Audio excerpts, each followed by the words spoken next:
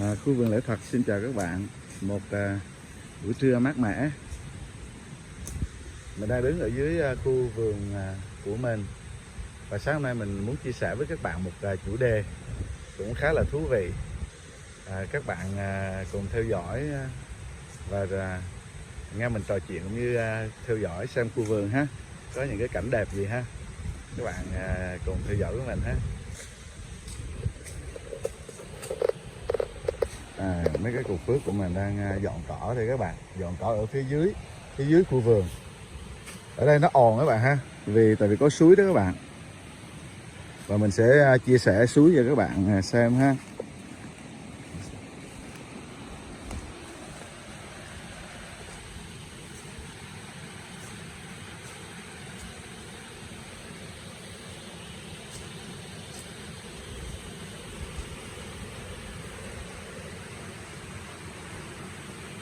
Ở đây là cái chân suối khu vườn của mình.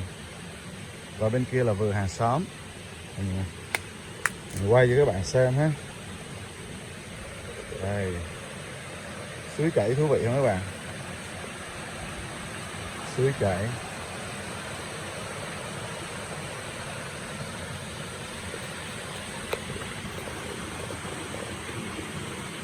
Dòng nước mát mẻ.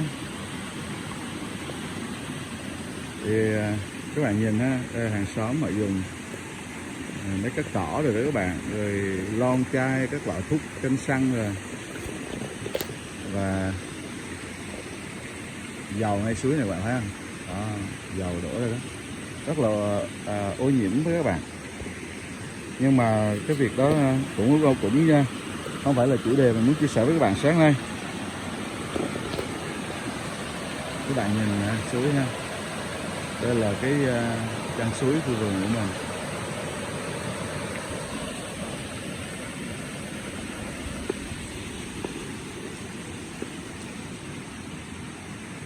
Các bạn ngắm qua suối với mình chút ha. Đây, suối đây.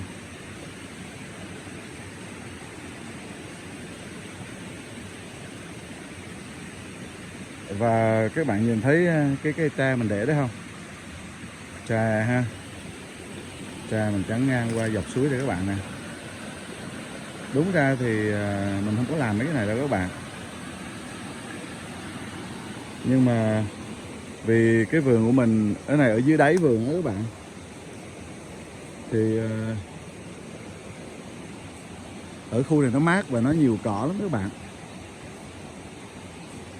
Và ngày xưa cái vườn của mình cũng có bỏ hoang một thời gian đó các bạn, khoảng 1-2 năm. Thì trồng cây và người ta sử dụng hóa chất đó các bạn, và cây nó không sống nổi, đất nó xấu.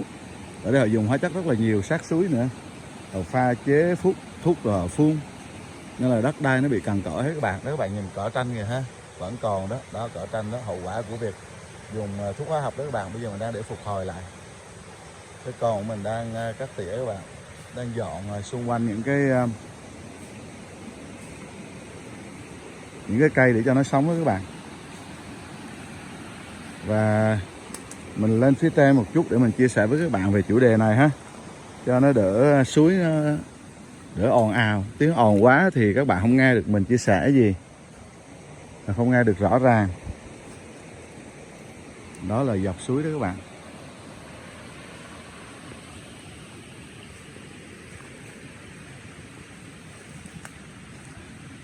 Đất của mình thì chiều dài của đất là chạy dọc theo suối các bạn, tách ra giữa các khu vườn khác, chạy dọc từ gần trên đỉnh đất của mình cho xuống đến chân đất của mình đều là suối. Và nước đi nhiều hướng để vào trong suối của mình, đến chân suối của mình. Khi nó gặp chân suối của mình thì có 3 nguồn nước lặng, 2 nguồn suối nhập vào và một cái đập nước, cái hồ chứa nước khu vực này chảy đến cái chân vườn mình nữa, là 3 hướng nhập một các bạn. Và ở dưới này nó cỏ rất là nhiều, vì nó dưới thung lũng đó các bạn, nó mát nên cỏ nó phát triển rất nhanh. Và ngày xưa vườn này cũng đã từng bỏ hoang 1-2 năm đó các bạn, vì người ta canh tác phân hóa học và hóa chất đó các bạn. Thì cỏ nó mọc nhiều, và những người hàng xóm thì cái suối nó cắt cũng chỉ có chừng đó. Thì họ làm, họ trồng trọt đó các bạn. rồi xuống suối họ rửa nè, hay là họ lấy nước họ pha thuốc, hay là họ xúc bình vân vân, thì họ hay lội qua vườn của mình để tìm những cái gì có thể sử dụng được. Rồi song song đó nữa là những hàng xóm ở xung quanh đây, họ nhà ở trên cao và cũng dẫn bò ăn cỏ, và khi nó xuống dưới suối đây đó các bạn, thì nó uống nước, và người ta cũng dẫn nó qua luôn bên vườn mình để ăn cỏ các bạn. Và dẫu là khi mà mình mua vườn lại rồi và mình ở đây khá lâu, mình trồng trọt lại, mình phát quang, mình cưa cây, và họ có thể đứng nhìn thấy mình làm các bạn. Đứng trên đồi đó họ cho bò ăn rồi vân vân, họ vẫn nhìn thấy mình làm, họ vẫn biết mình là chủ vườn đây. Và mình đã nhưng họ vẫn dẫn qua các bạn, họ dẫn qua lúc thì họ là hái cái này, hái cái kia, chặt cây chuối, và vẫn qua bên vườn của mình. Và cái điều đó thì mình cũng không có nói gì, nhưng mà mình trồng cây đó các bạn, thì dẫn bò qua thì bò nó cứ ăn mãi các bạn. Nó ăn những cái cây, vì mình trồng vườn rừng nên mình cần những cái cây để che phủ bóng mát đó các bạn. Rồi những cây nhỏ mình trồng mọc lên nữa thì bò nó ăn cái ngọn các bạn, và cây nó không sống được. Rồi những cái chuối mà mình để che làm mát cho những cái cây nhỏ mà mình trồng đó, thì nó cũng ăn luôn cây chuối, và thế là cây của mình bị phơi nắng và chết các bạn.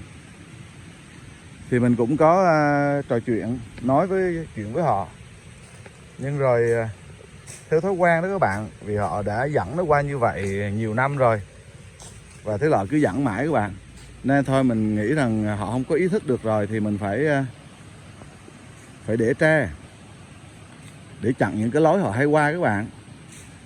Và họ lôi tre mình đi, xong rồi khi mà cái con của mình, người nhà của mình làm chặt hết á, họ lôi không được thì họ chặt luôn các bạn, họ chặt luôn và họ đi qua. Thì nói chung cũng buồn các bạn, có nghĩa là cũng không có, cũng khá gọi là thất vọng, hay là thì mình cũng khó nói được các bạn, vì họ nuôi bò thì họ thấy cỏ thì họ lại cho ăn. Nhưng mà nếu mà họ ý thức được cột một cái chỗ nào đó, xong rồi họ ý thức cho chủ vườn đó các bạn, rồi họ lại dẫn đi qua chỗ khác, họ cột họ cho ăn. Nhưng cái này thì thường họ thả luôn các bạn, thả luôn từ nhà của họ, cho nó đi từ trên nhà rồi nó xuống, nó qua các vườn khác, rồi nó qua vườn của mình, và nó làm cho mình khó khăn trong cái việc quản lý để mà chăm sóc những cây nhỏ trong khu vườn đó các bạn. Rồi sau đó mình đã bỏ tre chắn ngang rồi để cản đường con bò qua, thì họ phá đường cho bò qua luôn các bạn. Nên bây giờ thì mình quyết định để cho nó rậm rạp dọc cái bờ suối. Dù rằng đúng ra thì bờ suối thì mình rất thích xuống đất mà giáp suối luôn, là cái tay sờ xuống là đụng nước, thích lắm các bạn. Rồi mình có thể bắt tôm, bắt cua vân vân, đi dạo dòng nước rồi vẫn vui lắm, thích lắm, ngồi gần mát mẻ. Nhưng mà vì họ không ý thức được như vậy nên là mình đành phải để tầm lại các bạn. Và mình trồng tre, loại tre nhỏ. Mình có một cái loại tre hay người miền Trung có thể gọi là lồ ô đó các bạn, có nghĩa là nó lớn hơn trúc một chút nhưng mà nó nhỏ hơn tre, và nó không có nhiều gai. Đây, nó cây nó như thế này đây các bạn, mình chia sẻ với các bạn. Đây là những cây muồng sau này rất tốt cho đất ở đây các bạn, phục hồi đất. Mình để trồng đó các bạn, trồng cây muồng đó các bạn. Đây, nó như thế này đây, những cây tre như thế này, như nó là lồ ô đó các bạn, người miền Trung gọi là lồ ô, nó không có gai. Và mình nhờ người thân của mình trồng dọc suối, các bạn thấy dấu chân của họ vẫn còn đi đây các bạn. Và trồng dọc suối đấy các bạn, vừa cây và mình vừa trồng tre các bạn. Mình trồng với cái mật độ dày, cắt những cái cành như vậy thôi các bạn, để nằm xuống là nó sẽ lên các bạn, đơn giản. Và ở đây thì nó sát nước nữa nên nó luôn có độ ẩm, nó mát các bạn. Tre thì nó chịu khô nhưng mà nó cũng chịu nước. Mình cứ để dọc cái bờ suối đó các bạn, thì nó sẽ lớn lên. Và sau đó khi nó dày, nó rậm rạp quá rồi, người ta không thể nào cứ chặt cây mình mãi các bạn. Mình chỉ còn có cái phương cách đó. Cái thứ hai nữa là mình để tre như vậy thì khi mưa đó các bạn, và dưỡng chất trôi xuống hay là đất trôi xuống thì tre nó sẽ chặn lại các bạn. Lâu ngày thì cái chỗ bạn trồng tre đó, đất nó sẽ bồi đắp lên. Cái chỗ mà đang nghiêng xéo như vậy nè, có cái tre chặn đây thì lâu ngày đất ngay chỗ gốc này nó sẽ bồi lên. Bạn sẽ bồi lên vì cái tre nó là một cái hàng rào, một cái tường lũy để chặn cái đất trôi xuống các bạn và dinh dưỡng trôi xuống. Nên về sau những cái đất mà gần tre đó cũng sẽ phát triển rất tốt.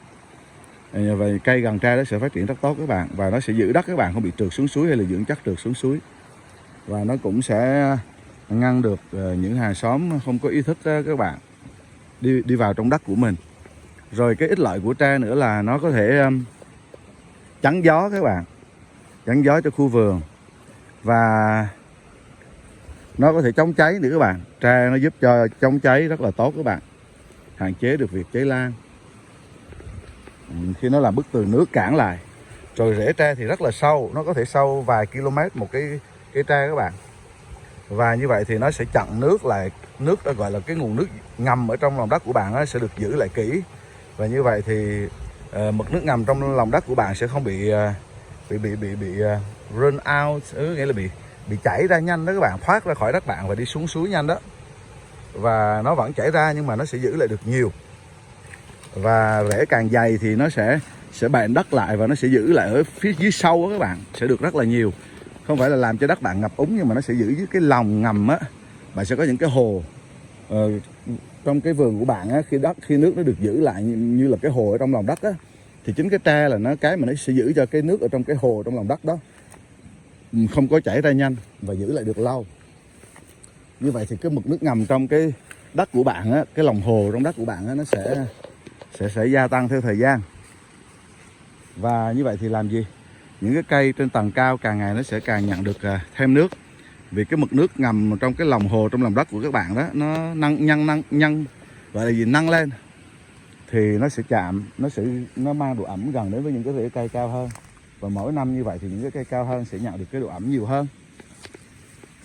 Và cái vườn của bạn sẽ giữ được độ ẩm tốt, bởi vì nước nó không có bị run out, nó không có bị thoát ra đó, chảy ra nhanh, nhưng mà nó lại được giữ lại trong đất lâu. Và như vậy đất của bạn luôn luôn ở dưới giống như là có một cái nền nước ở dưới làm ẩm, làm mát đất, làm mát khu vườn đó các bạn, thì khu vườn của bạn sẽ được tốt hơn. Rồi tre nó cũng sẽ giúp cho bạn có măng ăn các bạn. Và khi số lượng nó nhiều, bạn cần khai thác thì bạn có thể khai thác để làm nhà, làm cửa, làm vườn, làm chuồng, làm trại, làm rào vân vân các bạn. Mỗi năm vào mùa nắng đó các bạn đừng làm mùa mưa để lấy măng và cho tre mọc thêm ra. Mỗi năm mùa nắng đó các bạn có thể đi dọc cái bờ tre và cưa nó và hạ nó xuống. Nếu như các bạn thấy dày rồi thì lấy cái sinh khối đó để mà thả vào dưới gốc cây ở trong vườn đó, cũng giống như là một cái biện pháp cắt tỉa vậy. Thay vì cắt tỉa cây thì mình cắt tỉa tre. Và cái cây lộ ô thì nó không có gai nhiều, nên là nó không khó khăn trong cái việc các bạn hạ nó xuống. Cầm một cái kềm bấm các bạn cắt nhiều những cái cành tăm nó chĩa ra đó. Cắt xong các bạn đi vô trong, các bạn ngồi xuống cưa ngang cái gốc nó là xong. Cái gốc nó cũng nhỏ thôi vì nó là lộ ô chứ không phải là tre như cái cổ tay mình như vậy thôi các bạn, hay lớn hơn chút.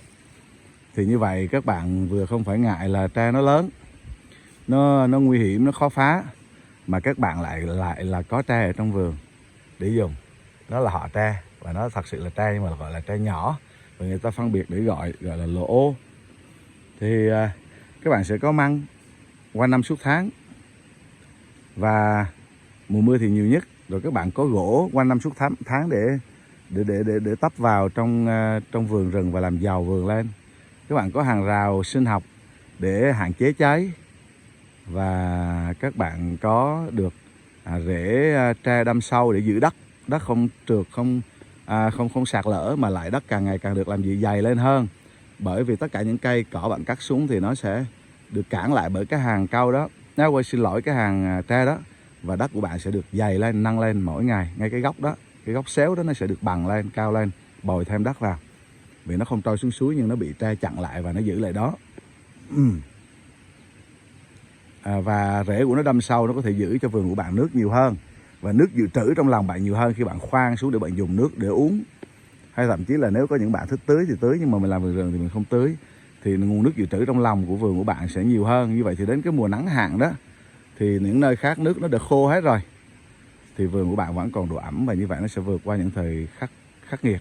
Và chúng ta biết thì mỗi năm thì thời tiết sẽ khắc nghiệt hơn, bão nhiều hơn và nắng sẽ dữ dội hơn. Và như vậy nếu như bạn xây dựng khu vườn như vậy, trong cái việc một trong đôi ba việc như vậy các bạn, thì khu vườn của bạn sẽ bền vững và bạn sẽ hưởng được những cái điều tốt đẹp từ cái quyết định trồng tre dọc hàng rào của bạn. Trồng trúc, trồng lộ ô nha các bạn, đừng trồng tre lớn quá, khó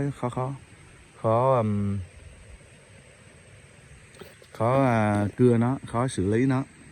Nhưng trồng lộ ô thì các bạn rất là tiện dụng, và lộ ô cũng nhỏ, cũng dễ làm cho những cái việc mà trong đời sống các bạn, như là giường, tủ, ghế rồi. Với lộ ô nó vừa tay để bạn làm, vừa tay để bạn cột, để bạn kéo, để bạn di chuyển vân vân. Nó thật sự rất phù hợp cho gọi là gia đình. Còn nếu các bạn đã trồng đến tre lớn thì các bạn phải nghĩ đến việc làm những cái sản phẩm buôn bán cho những nơi cơ sở công ty gỗ, sản xuất đồ mỹ nghệ, thì lúc đó mới có thể giải quyết được hết, và lúc đó mới có thu nhập nhiều thì mới có thể mướn người làm, chứ bạn không làm được với những cái loại tre lớn đó, rất là vất vả. Nhưng với những cái cây lộ ô đó, tre nhỏ đó, thì các bạn có thể tự làm được cùng với gia đình của các bạn có thể làm được nhiều việc. Như vậy thì mình chia sẻ với các bạn thêm về vấn đề về phương cách mình giữ đất, giữ vườn, tránh bị ảnh hưởng bởi những tác động bên ngoài vào trong khu vườn, để ảnh hưởng trong cái việc khó khăn trong việc trồng trọt và quản lý. Về sau thì nó cũng sẽ thành hàng rào, và chúng ta có thêm nhiều nước cũng như là nhiều ích lợi khác trong cái việc mà chúng ta trồng tre. Hy vọng rằng cái video này làm cho các bạn vui, yêu thích. Và nếu các bạn yêu thích, cho mình một like, một subscribe, một đăng ký kênh đó các bạn. Và sau đó đó thì những video tiếp theo các bạn có thể biết được khi mình đăng lên. Cảm ơn các bạn vì đã theo dõi và ủng hộ lâu nay. Khương Lẽ Thật xin chào các bạn và hẹn gặp lại các bạn vào những vlog tiếp theo. Bye bye.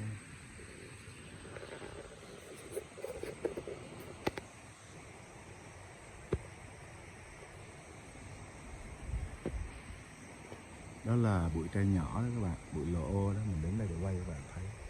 Và từ đó mình đã làm ra là rất là nhiều và phân bố khắp vườn đó các bạn. Cây bụi lộ ô đó ha.